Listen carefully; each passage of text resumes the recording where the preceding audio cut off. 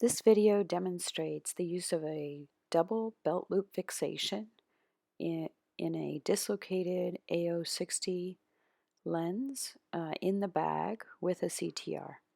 And you can see that there's extreme amount of capsular phimosis, and here you can visualize the CTR that is just outside of the four haptics of the AO60 design. And I'm marking 180 degrees apart, 2 millimeters posterior to the limbus, and 4 millimeters apart, where a 27 gauge needle is passed through conjunctiva and sclera, and then under the CTR and through the footplate of the AO60 IOL.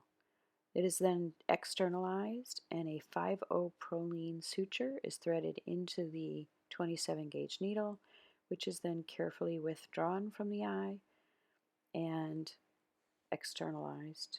A similar approach is performed again with a 27 gauge needle passing through conjunctiva and sclera, 4 millimeters from the previous pass and 2 millimeters posterior to the limbus.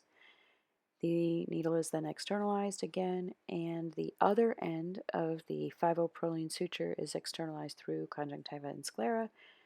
Phalanges are created with low temperature cautery to support those two haptics, and now the remaining two haptics are treated in a similar fashion by passing 5/0 prolene through 27 gauge needles that pass 2 millimeters posterior to the limbus, underneath the CTR, through the closed loop footplate of the AO60, externalized with the help of an intraocular forceps through a paracentesis so that no corneal tissue is engaged, and then the 5/0 prolene is threaded through that 27 gauge needle, externalized, and melted with cautery to create a flange.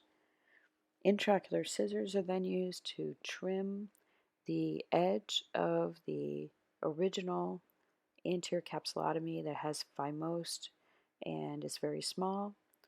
Multiple approaches are used with very small snipping techniques. Then the 5/0 prolene suture that was previously externalized is shortened, and the cautery is applied to melt the end into a flange that is the proper tension to support the IOL in a centered fashion. Previously, you could see that I had used intraocular vitrectomy to also enlarge the opening of the capsular bag.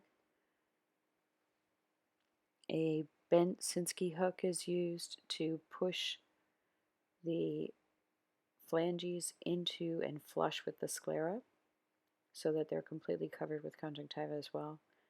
And the result is a very well-centered AO60 and capsular bag complex with a CTR and these four small phalanges of 5/0 prolene under conjunctiva barely visible with a really well-centered lens.